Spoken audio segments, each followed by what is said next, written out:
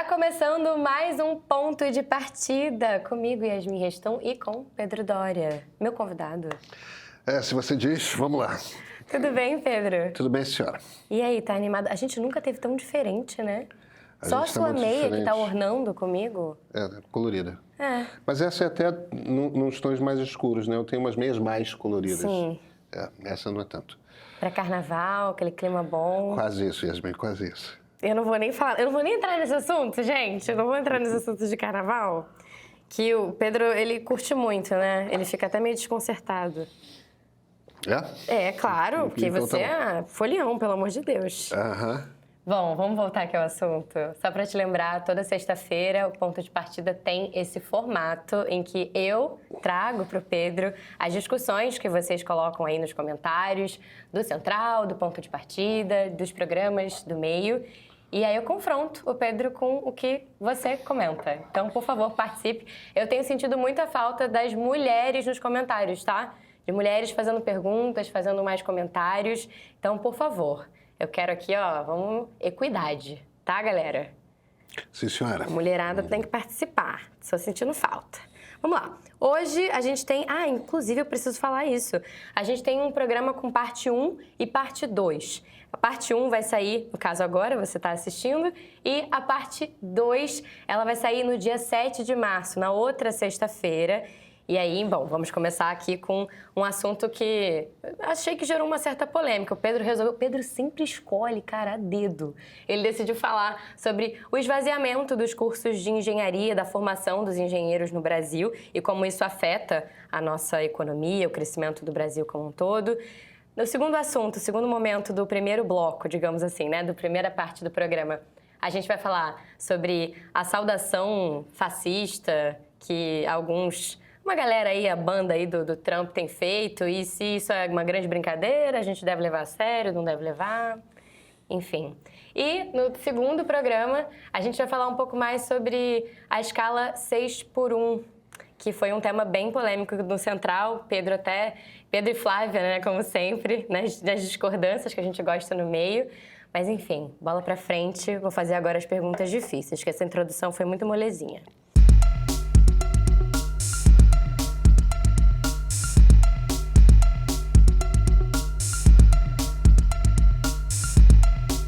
Pedro, eu vou começar aqui com um comentário da Adriana. Olha a mulherada, eu gosto quando a mulherada vem. Vamos lá. Começando por esse assunto dos engenheiros, do esvaziamento do curso de engenharia, sobre o qual você falou no ponto de partida da última segunda-feira. A Adriana falou o seguinte: muitos problemas no Brasil e também na sua fala, Pedro. Sou doutora em Química e professora na Unifesp. E te garanto, quem faz ciência e desenvolve o país não são os engenheiros, mas os químicos, físicos, biólogos e biotecnologistas. A formação do engenheiro é muito abrangente e muito fraca. E mesmo vindo das melhores universidades, eles não entendem a fundo muita coisa. Esta visão de que os engenheiros são os caras, entre aspas, ela colocou, assim como os médicos e os advogados, remonta à época do Império, quando existiam apenas essas profissões e quem queria estudar ia para a Europa. A verdade é que o nível dos alunos é péssimo. O índice de reprovação é altíssimo e o que o PT fez foi, na verdade, um sucateamento do ensino superior, abrindo uma universidade em cada esquina. Ensino superior público virou o que era o ensino básico, só números. Tem muito professor que ganha sem fazer muita coisa, empurrando o aluno sem competência. Enquanto do outro lado, ficam aqueles frustrados com tanta coisa errada e que tentam fazer a sua parte reprovando quem não tem condições, o que gera evasão. A molecada prefere assistir TikTok do que pegar um livro de física ou química para estudar. Por outro lado, os salários são ridículos e a indústria química brasileira está ociosa, trabalhando com 60% da sua capacidade. Ainda por cima, o governo dá subsídios para multinacionais investirem, ela colocou entre aspas, em inovação e sequer cobram contratação de mestres ou doutores em contrapartida. Atualmente, as multinacionais contratam doutores pagando bolsa de R$5.000 para desenvolverem projetos de pesquisa. Quem vai querer estudar para ganhar isso?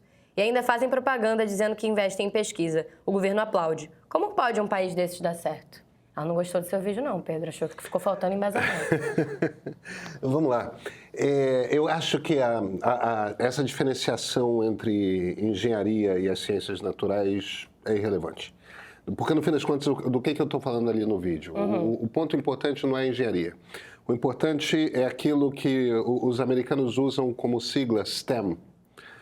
Science, ciência, technology, tecnologia, engineering, engenharia e math, matemática. Então, é ciência, tecnologia, engenharia e matemática. No fim das contas, do que eu estou falando aqui? Yasmin, eu acho que o ponto que as pessoas não compreenderam é que a era industrial acabou. Durante um período, começando ali em meados do século XVIII, até uns 20 anos atrás, a maneira de você fazer dinheiro no mundo era indústria de manufatura, fazer coisas. Fazer geladeira, fazer tecidos, roupas. É muito bonita a camisa. Muito obrigada. De nada, de nada. Bem carnavalesca.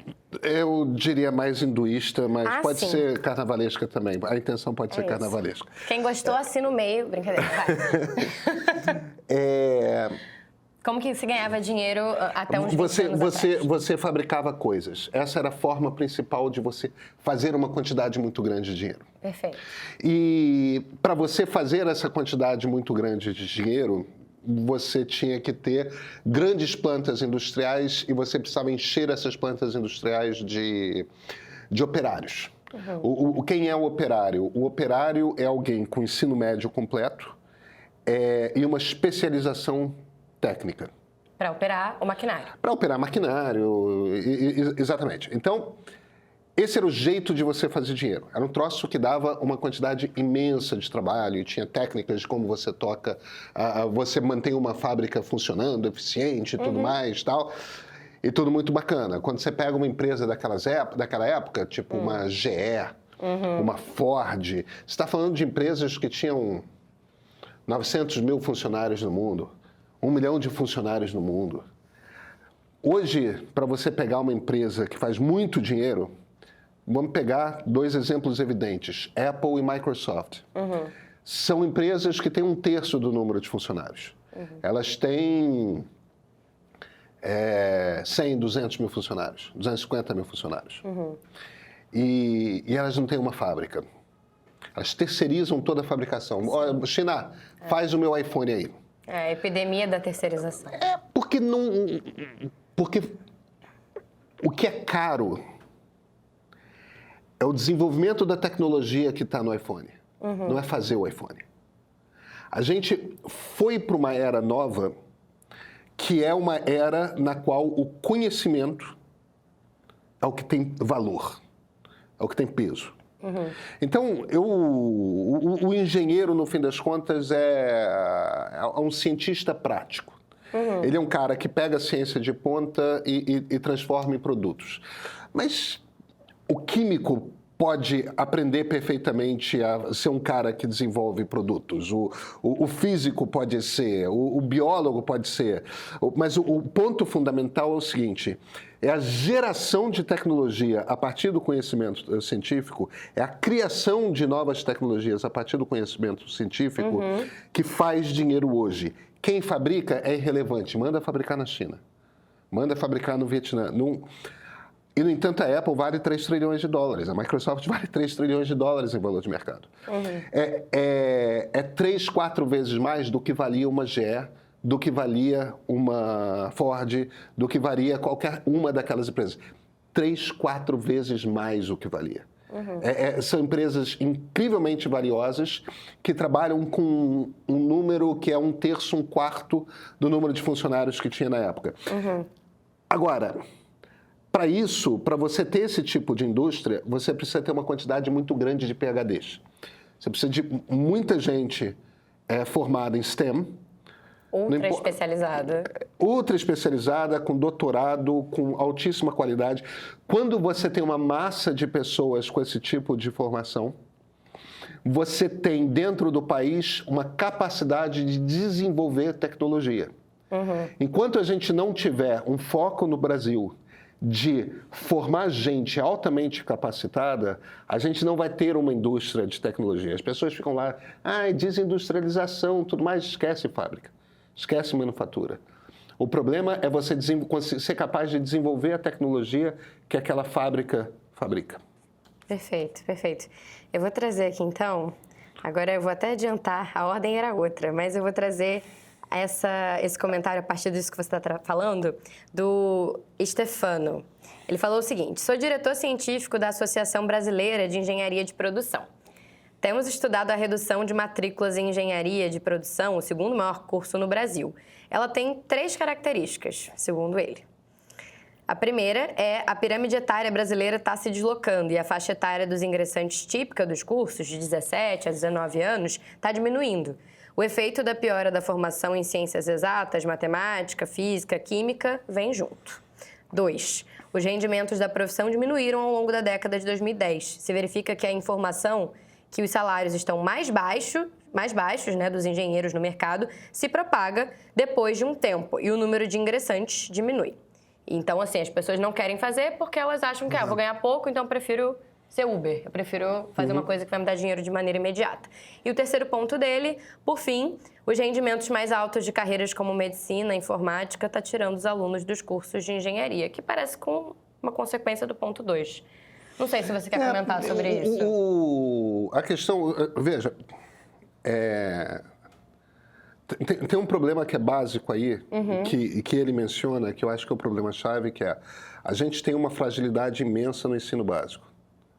Uma fragilidade imensa no ensino básico.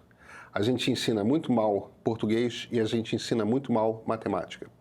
Então, a gente tem um decrescimento mesmo de qualidade do ensino, principalmente de matemática. Então, os rapazes e as meninas, quando vão chegar ao ensino médio, já chegam com uma deficiência imensa em matemática, uma dificuldade com matemática, e aí é muito difícil você atrair para uma área de formação de exatas. Sim. Eu acho engenharia muito importante, mas eu acho informática muito importante. Entendeu? Eu acho as ciências naturais muito importantes. Para mim, meio que tanto faz qual é a sua área. Agora, o ponto que eu estou fazendo é o seguinte: a minha questão não é, vem cá, neste momento exato a gente não tem emprego para oferecer para engenheiro. Aquele emprego antigo de engenheiro, que era ficar cuidando de fábrica, aquele emprego não existe mais mesmo, entendeu?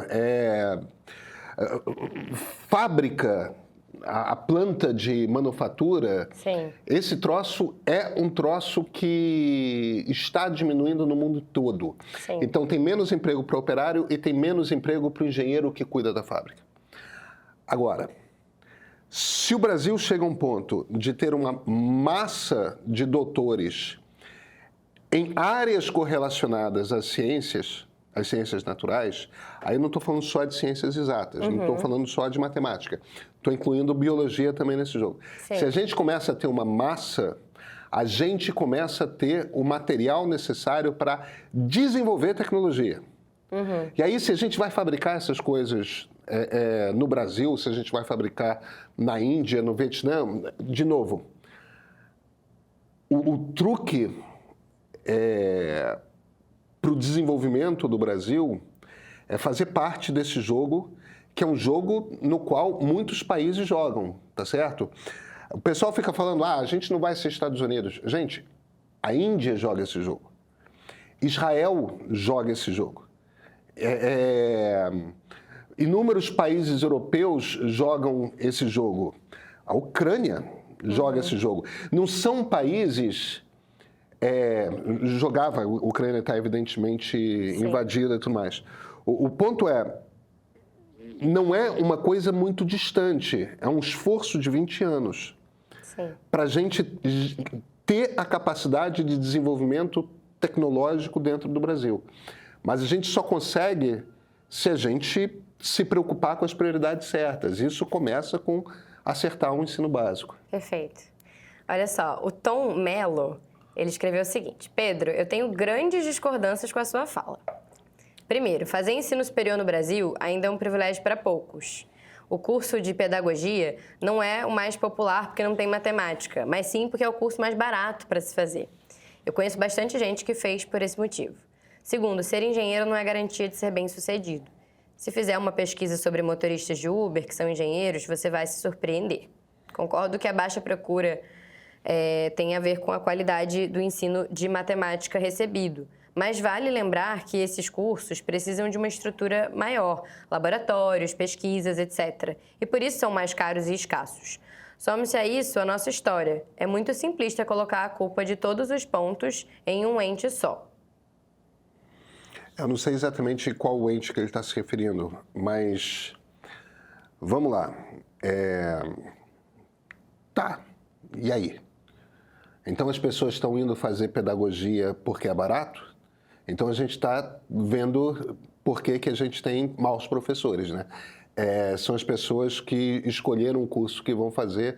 Eu não estou dizendo que é isso, tá, Yasmin? Eu só estou tentando derivar daí que a pessoa que faz pedagogia é a pessoa que vai dar aula, em geral, no ensino médio, no ensino básico.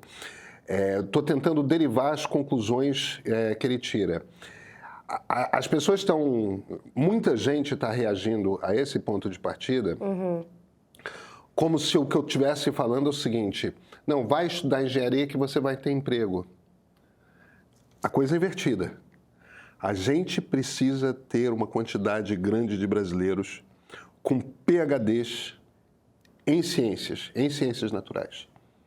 Entendeu? Se a coisa vai para um troço mais prático como engenharia, se vai para uma coisa mais acadêmica, mais de pesquisa, como física, como química, se vai para matemática, nada disso é relevante. A gente, no Brasil, não terá a capacidade de desenvolver o tipo de indústria de ponta, que é a indústria que define a riqueza no século XXI, se a gente não tiver um investimento pesado em formar mão de obra qualificada. As pessoas fazem um raciocínio que é um raciocínio ao contrário. Elas estão dizendo, para que estudar engenharia se não tem emprego? Quando o que eu estou tentando falar é o seguinte: quanto menos engenheiro tem, menos o país tem a capacidade de ter uma indústria de ponta. Não existe indústria de ponta sem as pessoas. Você primeiro educa, que é um raciocínio que tem muito a ver com a grande diferença de mentalidade entre o desenvolvimentista e o liberal. O que o desenvolvimentista se vira e fala é o seguinte: eu vou botar muito dinheiro para fazer que a fábrica nasça. E aí as pessoas vão chegar na fábrica e vão trabalhar nela. O que o liberal pensa é o seguinte: primeiro eu preciso de uma sociedade hiperqualificada. Quanto maior for a qualificação da minha sociedade, quanto mais bem educada for a minha sociedade, mais negócios vão surgir. Porque tem pessoas mais preparadas para ter ideias interessantes, para ter ideias novas, para criar. Então, no fim das contas, é uma coisa de você vai investir em quê? Como governo, como Estado? Você vai investir nas pessoas, na sociedade, ou você vai investir nos ricos que têm fábricas? O desenvolvimentista se vira e fala, eu vou investir nas fábricas. O liberal se vira e fala, eu vou investir nas pessoas. Eu acredito em talento individual. E a maneira de você fazer despertar talento individual eu preciso ter uma sociedade mais bem educada possível. Eu preciso ter uma sociedade capaz de criar. Não é só a criação no esporte ou a criação na cultura, mas é a criação também em tecnologia.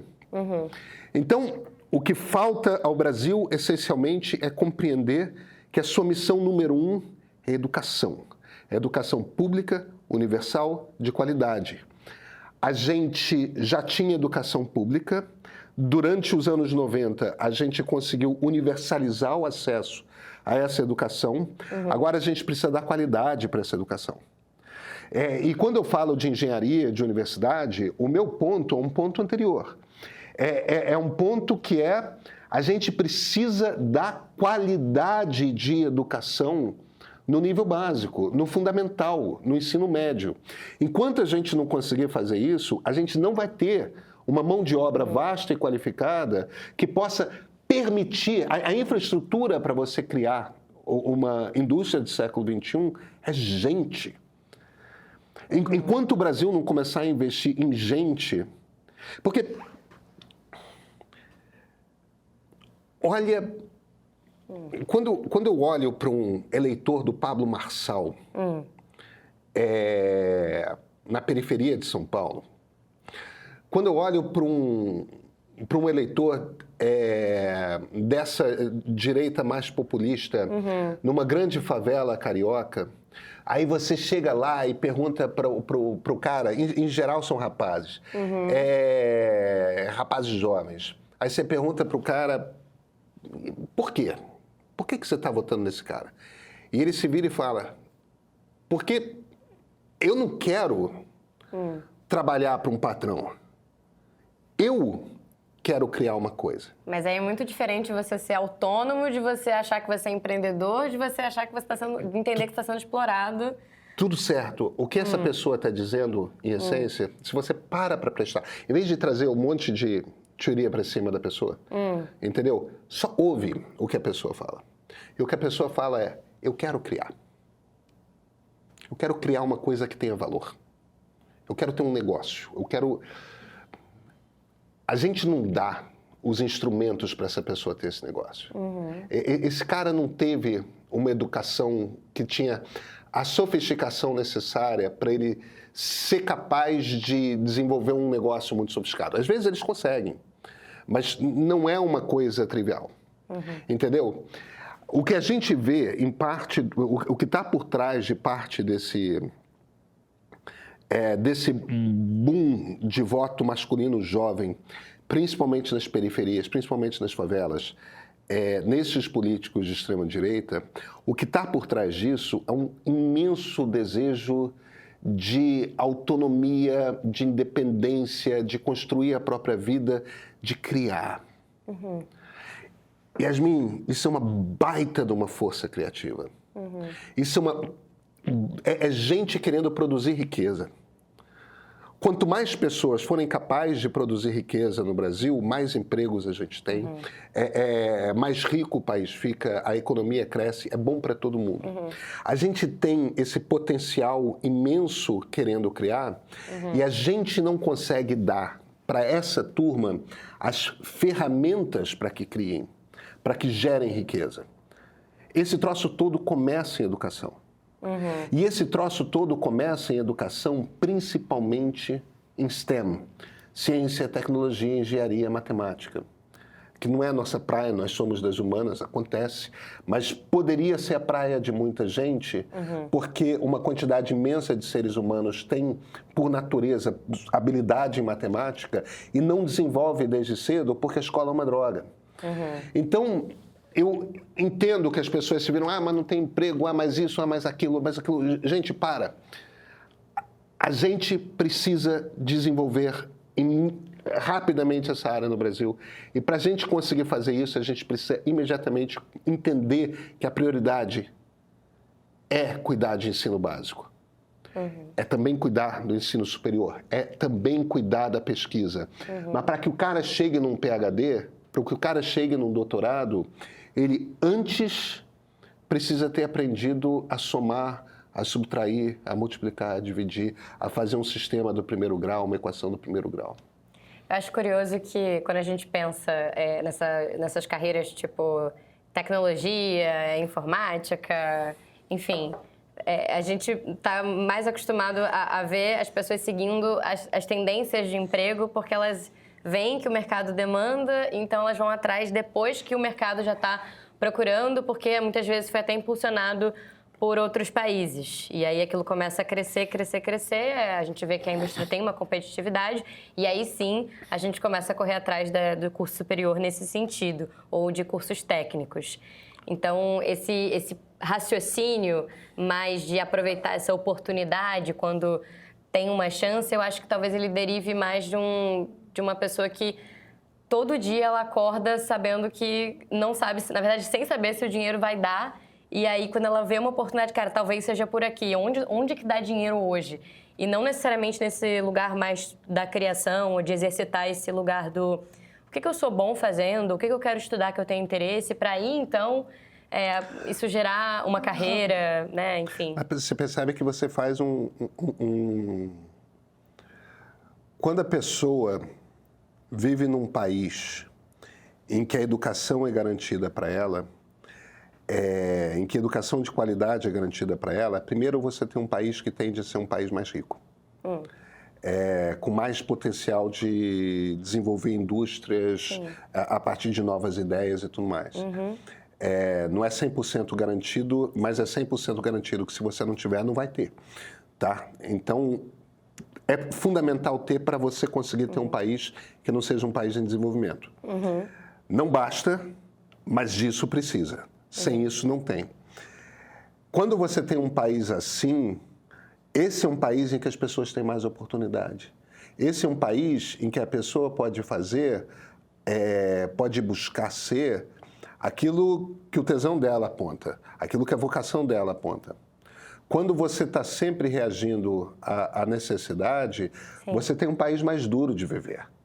O Brasil é um país mais duro de viver, é um país mais difícil de viver. Você não pode exercer aquilo que te dá tesão necessariamente. Sobreviver é uma prioridade. Onde claro. o Tom Mello diz que as pessoas escolhem pedagogia porque é mais barato. Que elas conseguem passar para esse curso e é mais barato de fazer numa particular. Isso é um país cruel com as pessoas que não estão podendo estudar o que elas querem e é cruel com as crianças das pessoas que vão... porque são crianças que vão estudar com pessoas que não necessariamente queriam ser professores, né? Difícil, né? Difícil, né? Acho que é não é um país grande bom, matadouro de sonhos nesse aspecto. Que claro, é claro que sim. Tem do comentário do Ricardo, Pedro, que eu gostaria que você falasse em cima dele. Ele diz o seguinte: Pedro, por que direita ou esquerda ninguém mexe com regras para empresas estrangeiras se estabelecerem no Brasil? Exemplo, não poderia um grande grupo vir aqui e abrir uma filial limitada? Deveriam ser obrigados a duas coisas quando fizerem isso: desenvolvimentos nacionais e negociar participação na Bolsa de Valores aqui.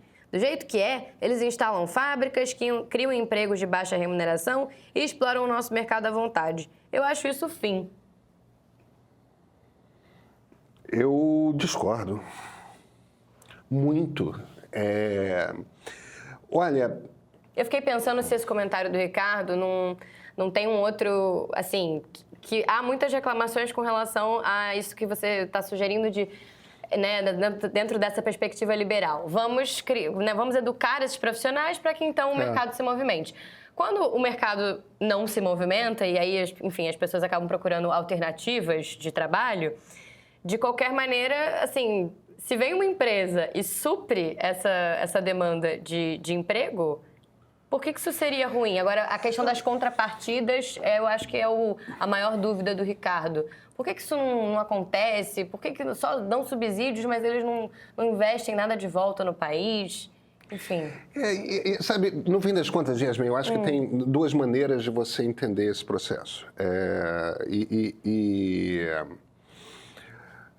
O olhar liberal, ele acha que quanto mais comércio houver, quanto mais negócios forem feitos, melhor para todo mundo. Quando você tem uma operação de compra e venda, você pode olhar para a situação de um jeito.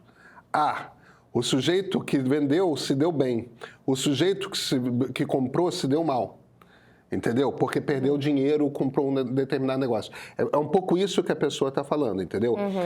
Os caras vêm aqui, fazem aqui, dão empregos ruins e ainda exploram o nosso mercado, estão vendendo. Eles estão ganhando tudo, nós estamos perdendo tudo. É Donald Trump nos Estados Unidos, entendeu? Os Estados Unidos têm um déficit comercial, ou seja, eles compram mais do mundo do que vendem. Então, como os Estados Unidos jogam para o mundo mais riqueza do que entra, esse é o raciocínio do Trump, os Estados Unidos estão sendo explorados pelos outros. O mundo deve aos Estados Unidos. É uma lógica de cobrador, né? É uma lógica nacionalista, é uma lógica mercantilista, no sentido, é uma coisa pré-capitalista. Entendeu? Que você entende essa coisa do comércio como um se dá bem e um se dá mal. Existe uma outra maneira de você olhar para essa relação, que é o seguinte: quanto mais gente tiver interessada a estar no Brasil, mais o Brasil está ligado ao mundo. E quanto maiores as relações, maior o potencial de negócios acontecerem. Vamos pegar, para ser menos abstrato, vamos pegar o processo de globalização. O que aconteceu no processo de globalização? Nesse último processo de globalização, que é uma coisa que começa ali pelos anos 80 e vai até uns 10, 15 anos atrás. O que aconteceu ali foi um processo no qual uma quantidade imensa de pessoas que eram pobres no mundo subiram à classe média. Inclusive aqui no Brasil.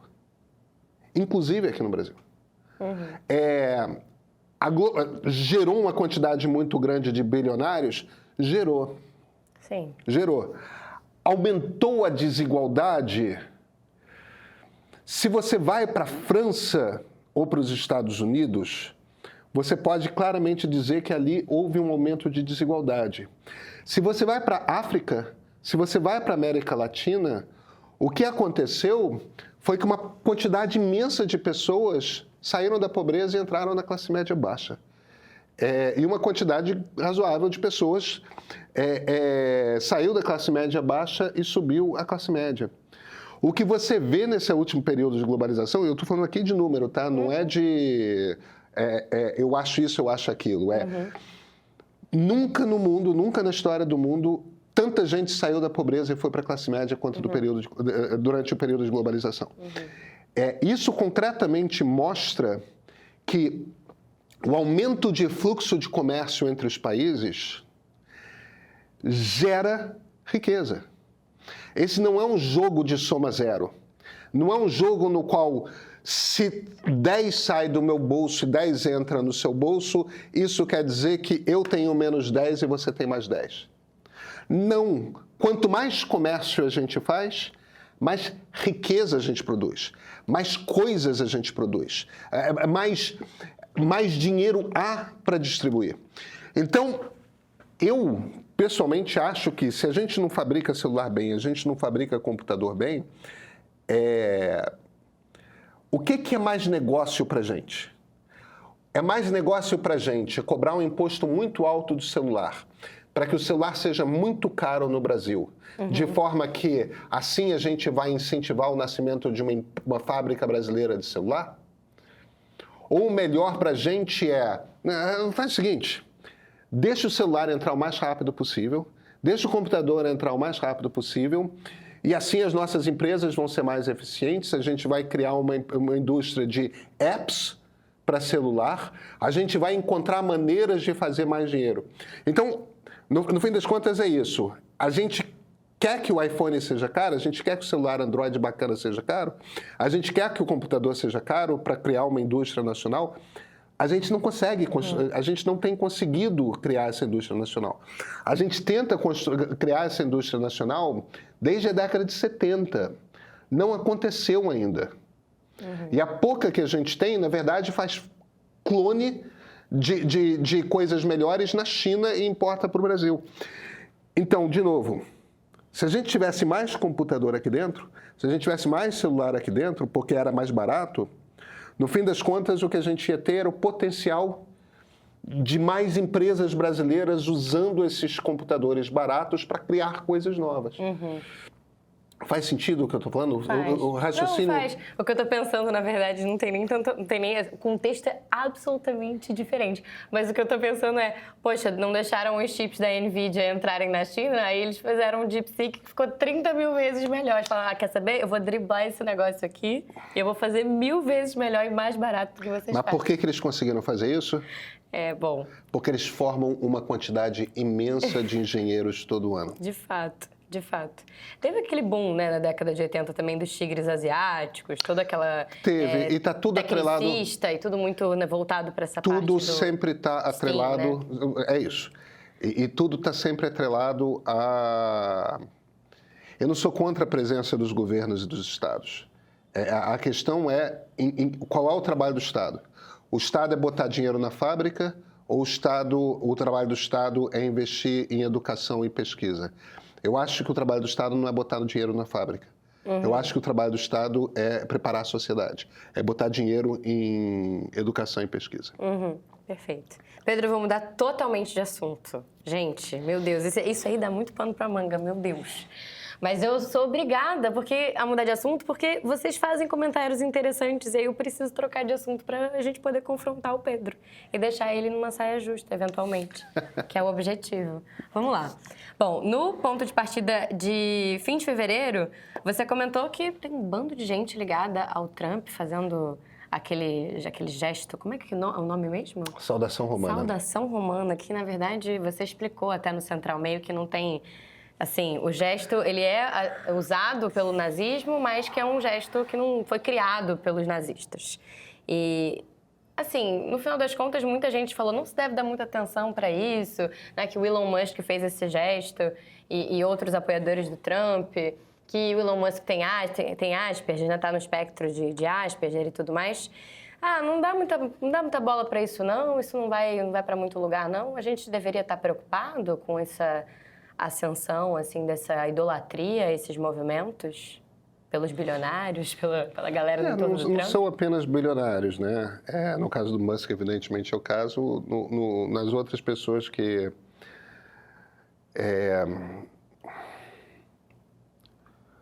O que é fascismo?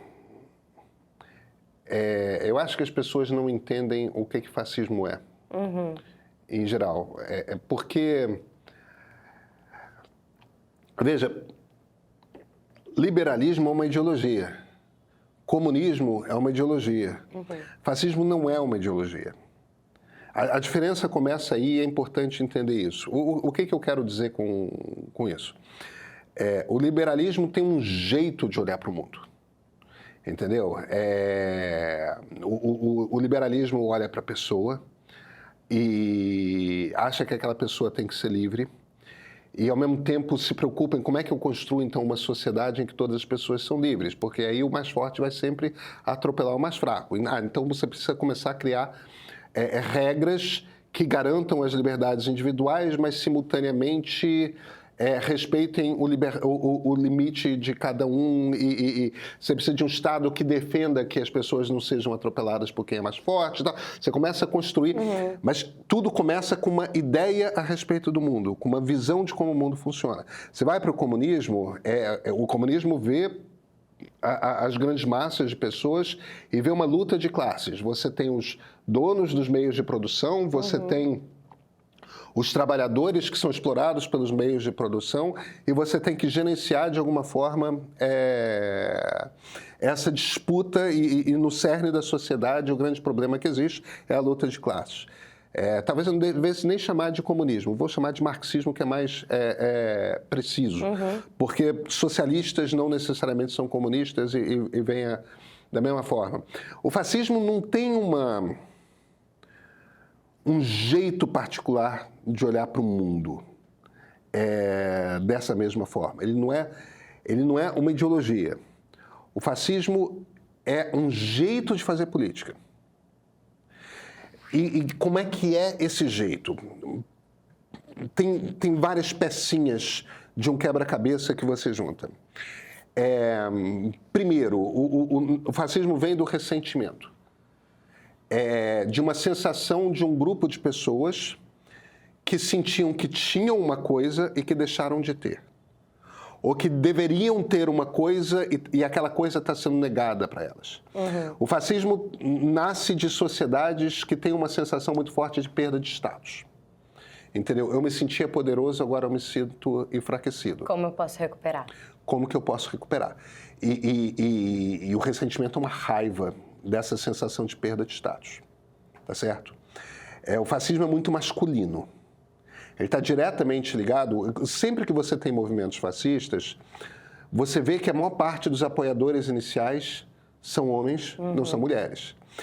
E o ressentimento masculino, ele é uma arma na mão de um político demagogo que é particularmente perigosa.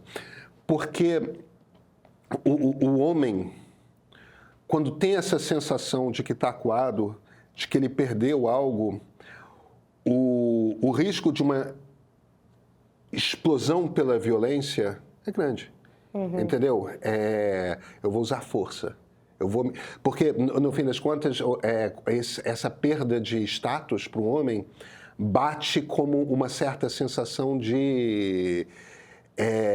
eu estou sendo desmasculinizado. Eu estou perdendo a minha essência masculina. Então, a reação quase que gutural de nós homens é: eu vou demonstrar força. Ai. Cara, é biológico, eu sinto muito, está em todos nós. Meu Deus. Mas, cara, você também pertence à espécie humana. E o macho da espécie é assim. Mas como é que isso, assim, que a questão do fascismo, especificamente nesse caso dos apoiadores do Trump, o que a galera tá dizendo, tá questionando você é muito nesse lugar do gesto e falando, cara, isso não dá em nada, por que você não tá dando bola para esses caras? Vamos lá, vamos continuar. É isso que eu queria entender. Vamos continuar, porque é importante. Sem a gente entender o que fascismo é, eu não tenho uma resposta para você. Tá bom. Tá bom? Então, você quer explorar... todo o fascismo é ritualizado. Todo movimento fascista é ritualizado. Então, você pega esse conjunto na sociedade de homens, em geral de classe média baixa, em geral empobrecidos, que sentem que estão com menos espaço na sociedade. Você pega eles e começa a alimentar esse ressentimento deles. Sim. Entendeu? Vocês estão certos porque existe uma elite, existe um grupo que está tirando isso de vocês. São os imigrantes, são os judeus, são os gays, são os negros, são ubá, são balá, são tará, não importa. Você pega e olha, tem um grupo aqui que está tirando isso de vocês. São os comunistas. Entende? Não importa quem é, são os bilionários. Você cria uma história ali em que você se vira para aquele grupo de pessoas e fala: aqueles são os inimigos do povo. O fascista sempre tem o inimigo do povo. E o povo do fascista é sempre aquele conjunto, porque aquele é o povo verdadeiro. Sim. Então você patotinha. dá... A patotinha. Você dá para aquele grupo de pessoas que é particularmente masculino, você dá... Não quer dizer que não tenha mulheres, tem, mas Sim. Existem mais mulheres do que homens, em geral, seguindo esse tipo de movimento político. Você dá para eles uma razão de ser, entendeu? Vocês são o povo verdadeiro. Vocês são a alma desse país. Vocês são o melhor que existe nesse país. Se enche a bola deles e fala, se vocês estão se sentindo diminuído, é por culpa deles, daqueles. Então você tem essa força masculina, aí você, em geral, dá um uniforme. Entendeu? É muito importante você homogeneizar aquela turma. Você transforma aquela turma, faz com que aquela turma se entenda como um bloco só. E nada melhor do que vestir um uniforme.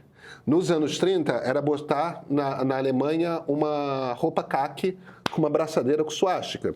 Nos anos 30 da Itália, era botar uma roupa preta. Nos Estados Unidos, é botar um boné vermelho escrito Make America Great Again. No Brasil bolsonarista, é vestir a camisa da seleção brasileira. Mas você sempre tem a coisa de todos precisam se vestir igual, ter algum tipo de código no vestiário para você se perceber como uma massa homogênea.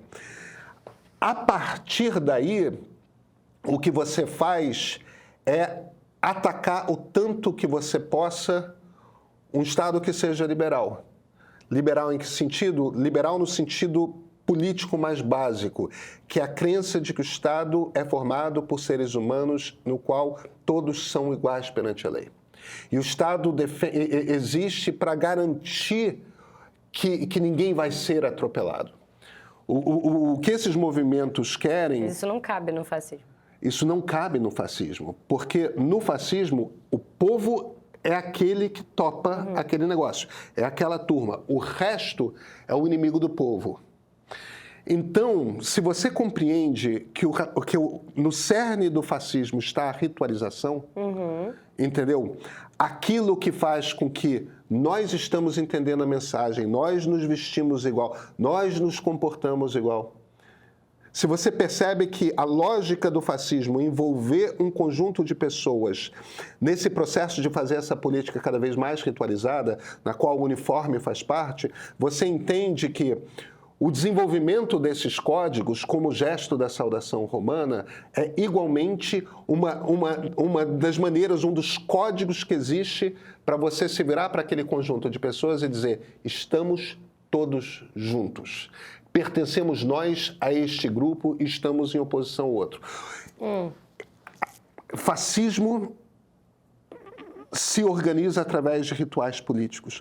O liberalismo não faz isso, o socialismo não faz isso, o conservadorismo tradicional não faz isso. Sim. O fascismo é ritualizado.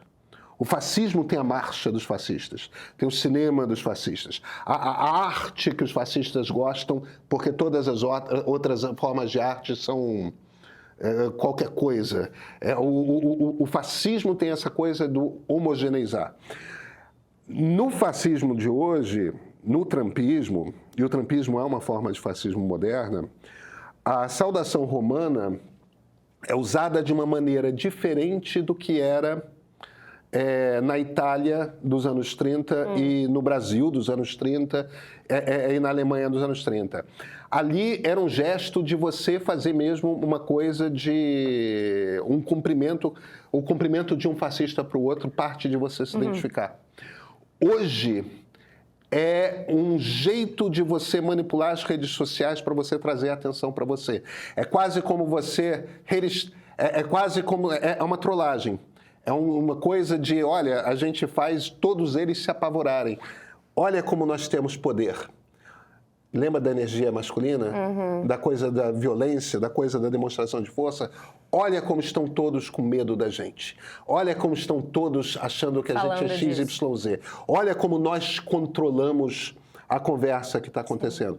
Então, de certa forma, o gesto da saudação romana tem um sentido diferente do sentido que tinha nos anos 30 e, no entanto, simboliza exatamente a mesma coisa, que é essa pulsão de morte mesmo, que é o que é a pulsão essencial que está por trás de todos os fascismos. Olha, o Jeff, diante do seu vídeo sobre esse assunto da saudação romana, se isso deveria ter mais atenção da nossa parte ou não, ele falou o seguinte: como você mesmo disse, identitarismo de minoria termina inevitavelmente em identitarismo de maioria. Isso é campo fértil para discursos de direita populista que flerta com o fascismo. Agora, como é que a gente resolve isso nessa altura? Eu não faço ideia, eu apenas assisto com tristeza na alma. Eu acho que ele quer alguma coisa mais propositiva, assim, da sua parte, Pedro. Tem uma frase, Yasmin, que a esquerda tem repetido muito nas redes sociais, que é aquela frase assim: todo liberal está sempre doido para pular no colo de um fascista, ou qualquer variação do termo. O que o fascismo é, por natureza, é ser iliberal. Pode ser que tenha um bando de gente rica que queira pular no colo de fascista, porque o fascista vai garantir tranquilidade para ele, vai controlar as pessoas pobres, tudo mais, tal. Gente rica não é necessariamente liberal. E gente pobre pode ser liberal. Acho que as coisas se mantenham como estão e ele continue sendo favorecido ou privilegiado de alguma maneira. Talvez ele sinta que o fascismo traga essa tranquilidade nesse lugar. É isso. O ponto aqui... Tipo de não quero pobre em aeroporto, um pouco por exemplo, nessa vibe. Por exemplo, essa é uma frase profundamente iliberal. É uma frase profundamente não liberal. De uma professora até que foi, não era essa frase, a frase era, isso aqui está parecendo uma rodoviária, que ela falou de um aeroporto. Isso. Qual é a ideia aqui? O meu problema com o identitarismo, o meu problema fundamental com o identitarismo é que ele é não universalista. É que ele parte do princípio de que as pessoas devem ser tratadas diferentemente por natureza das suas identidades. Esse é o princípio que está por trás do fascismo também.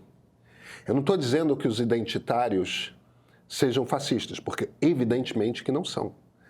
O que eu estou dizendo é que a proteção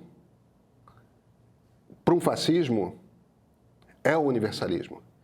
É a ideia de que todos somos iguais dentro da sociedade. Se por um acaso temos uma sociedade em que, pela letra da lei, pela sua natureza, porque é uma democracia liberal, todos somos iguais, mas a vida de pessoas pretas é mais difícil, tem menos acesso a emprego, moram em lugares mais violentos, são achacados pela polícia, morrem com muito mais frequência por violência do Estado do que pessoas brancas. Se a gente começa a perceber que existem esse tipo de problema, numa sociedade liberal, numa sociedade universalista, a gente olha, precisamos desenvolver uma política pública para fazer com que essas pessoas que são tratadas diferentemente deixem de ser tratadas diferentemente. Se por um acaso eu sou heterossexual, estou no 3º casamento, sempre com mulheres. Para mim, casar sempre foi muito fácil. Bastou eu e a mulher com quem eu quero casar chegarmos a um acordo de que esse é um desejo mútuo, chegar num cartório, explicar isso, assinar um documento e pronto. Passamos a ter um monte de garantias como casal que antes, como pessoas separadas, não tínhamos.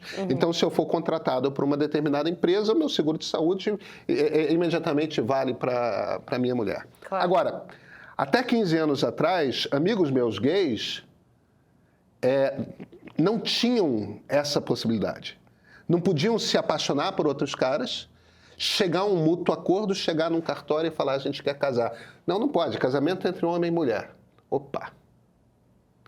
Então, isso quer dizer que, porque o meu tesão está num lugar, eu tenho uma gama de direitos que o meu amigo, cujo tesão está em outro lugar, não tem.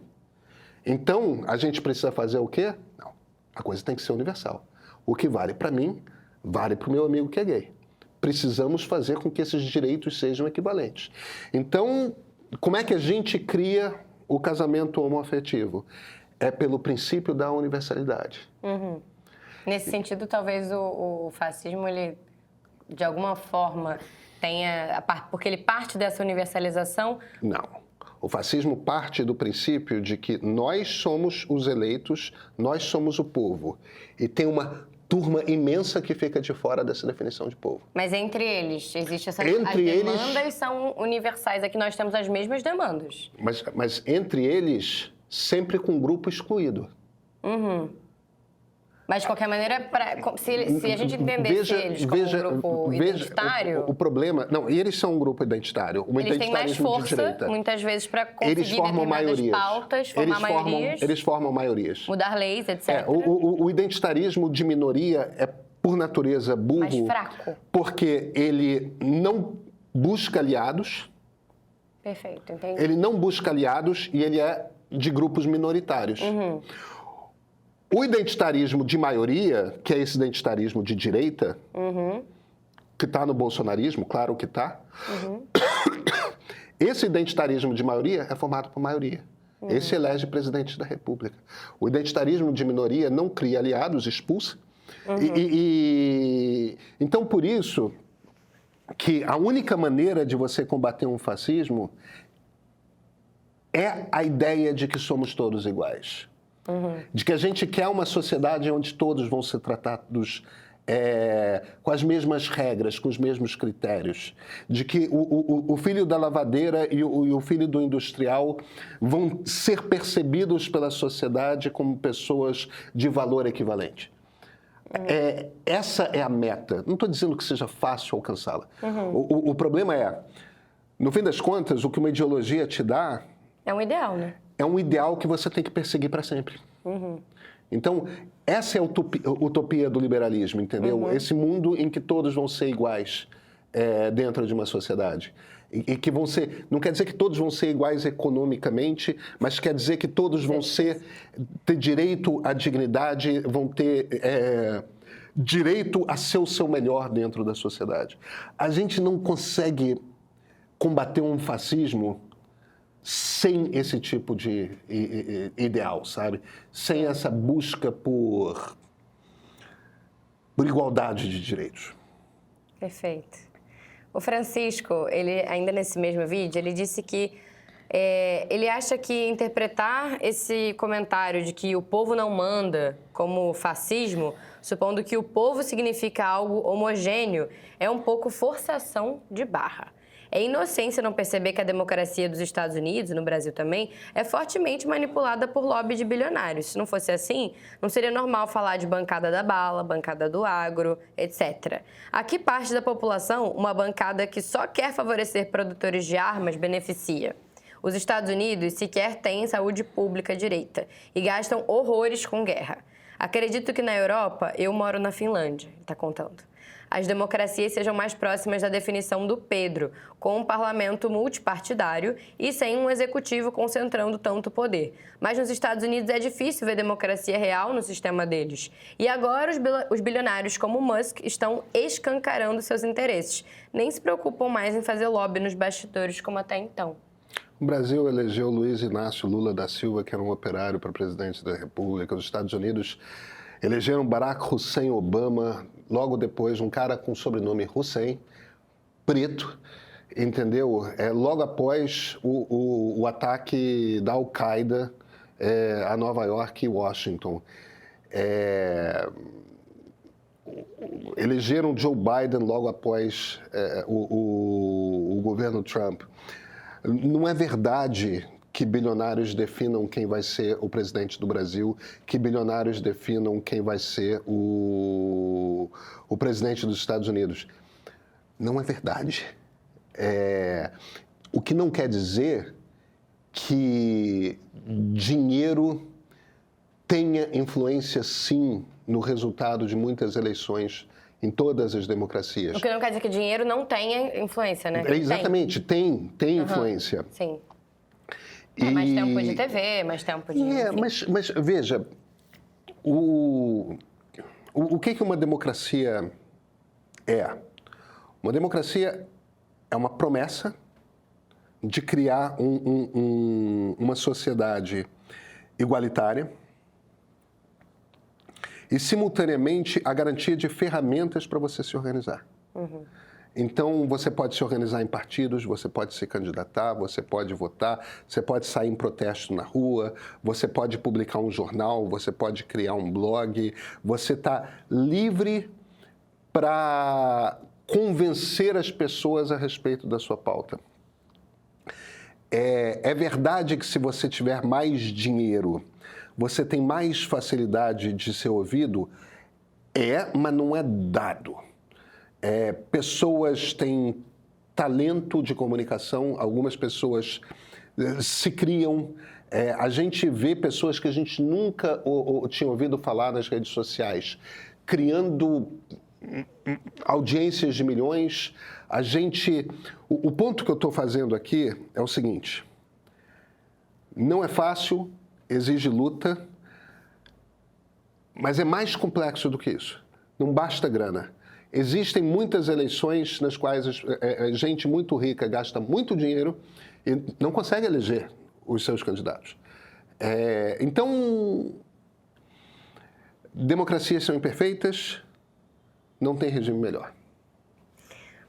Para fechar esse bloco, Pedro, eu quero trazer o comentário do Júlio. Ele diz o seguinte: perfeito, falou para o seu vídeo. A princípio ele gostou. Mas agora, me explica por que no Brasil você crê que políticos cínicos da direita moderada, que acenem para o bolsonarismo, que subam com o Bolsonaro no palanque e eles podem ser uma solução para a nossa polarização. Por que não tratar o bolsonarismo como você corretamente trata a AfD, Alternativa para a Alemanha, né? Na própria Alemanha, como foi feito em Portugal, o Partido Conservador que venceu preferiu fazer coalizão com a esquerda derrotada do que fazer com um governo de maioria fácil, se aliando ao extremismo. Por que não cobrar dos políticos da centro-direita atual isso aqui no Brasil?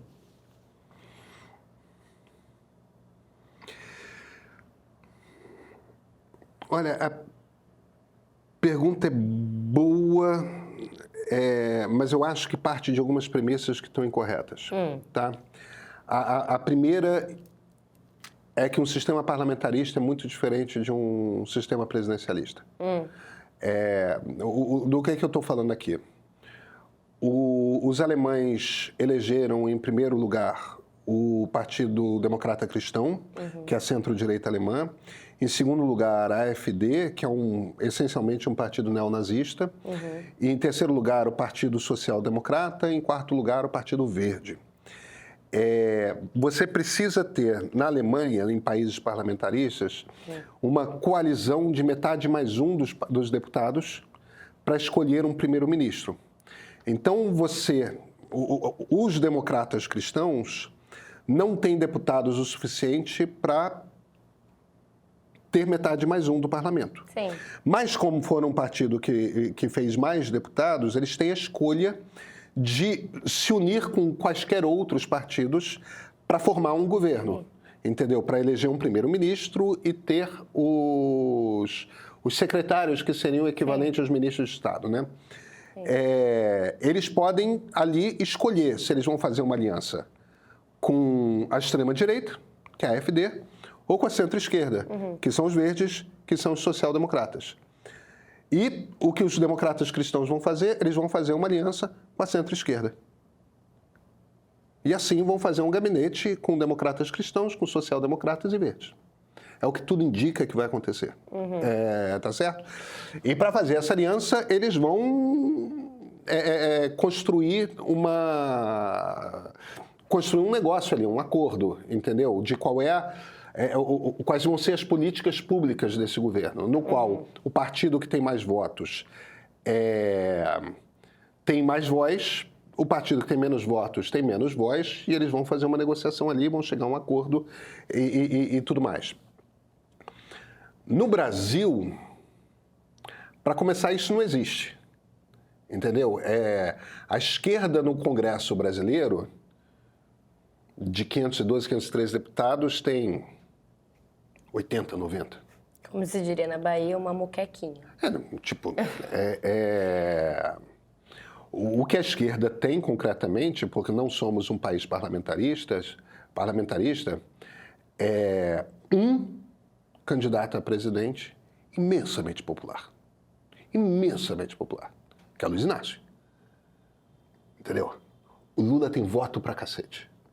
O Lula tem voto pra cacete não por causa de eleitores de esquerda, mas por causa de eleitores nordestinos que têm uma relação muito particular com ele, que é uma relação diretamente ligada à gratidão, que remete aos primeiros 2 governos Lula.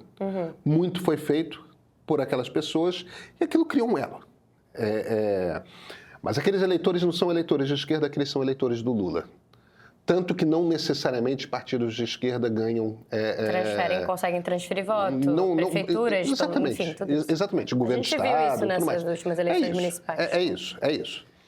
Então, primeiro, não existe isso.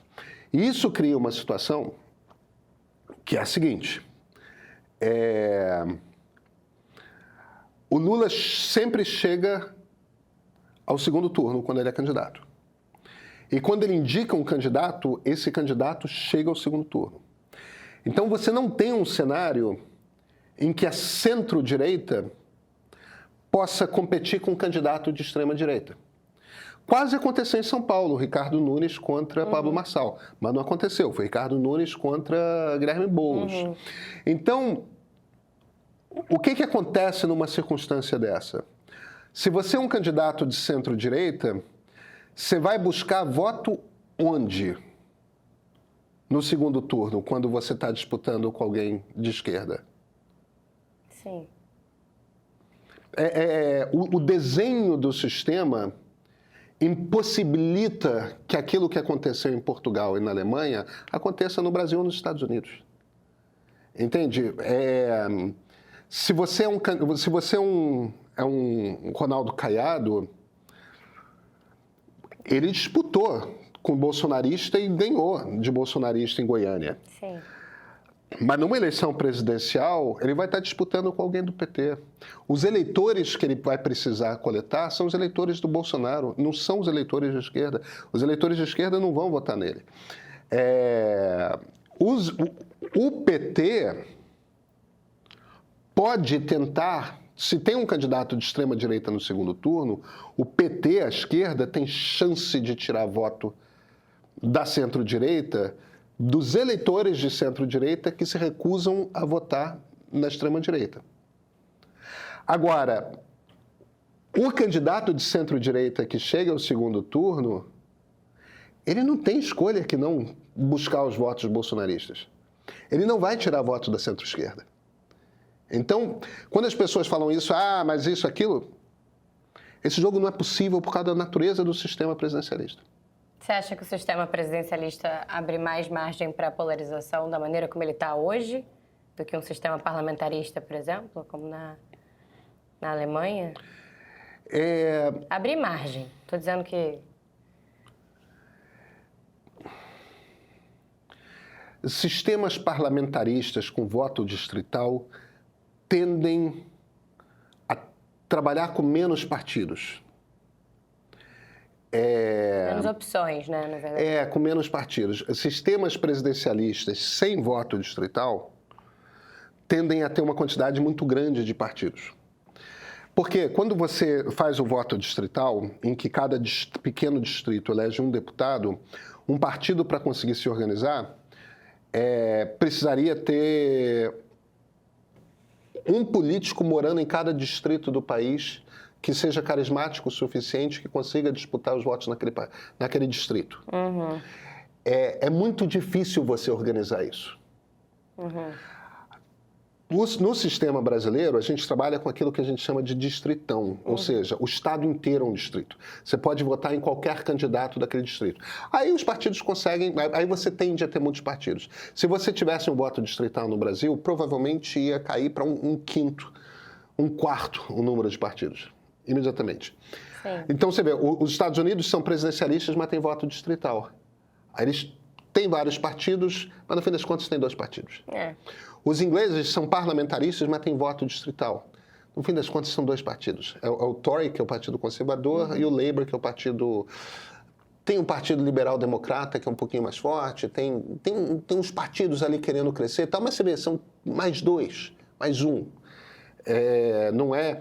Então, a coisa do você ter muitos partidos, que é um troço que potencialmente quebra a polarização, está mais ligado ao sistema de voto do que ao sistema de governo. O que gera a polarização no Brasil? O ter um segundo turno. Porque no momento que você tem um segundo turno para presidente da República ou para governador, tem uma hora que você tem 2 candidatos. Se não tivesse segundo turno e alguém pudesse se eleger presidente da República com 25% dos votos, a gente provavelmente não teria esse tipo de polarização. A gente poderia ter 3, 4 forças políticas. Mas a gente não vive nesse país. Poxa vida. Júlio, sinto muito. A gente tentou responder, mas enfim. Pedro, muito obrigada. A gente parte agora, né, pro segundo bloco, em que eu vou te perguntar sobre... Aliás, Eu não sei sobre o que eu vou te perguntar, porque eu não sei nem se tem ponto de partida na semana que vem. Você vai ter que dizer. Não tem ponto de partida na semana que vem, porque eu vou descansar no feriado. Categoricamente. Categoricamente. Tem o de sexta-feira.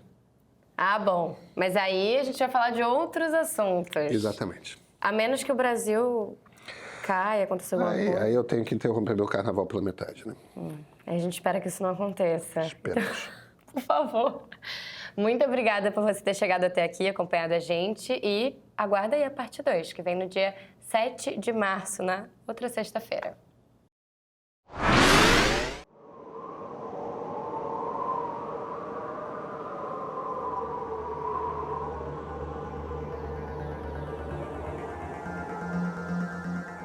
Democracia é um regime intrinsecamente frágil. É um regime intrinsecamente aberto aos seus inimigos. Ela é o único regime político que admite conflitos, inclusive em relação a ela própria. Ninguém pode ter a ilusão de achar que não há conflito em democracia. Não, os regimes democráticos são muito conflituosos. Ela é um regime inconcluso, porque sempre a gente poderá estar em luta por direitos. A democracia sempre encontra uma desigualdade para a qual atacar. E ela sempre encontra também quem queira resistir a esse processo.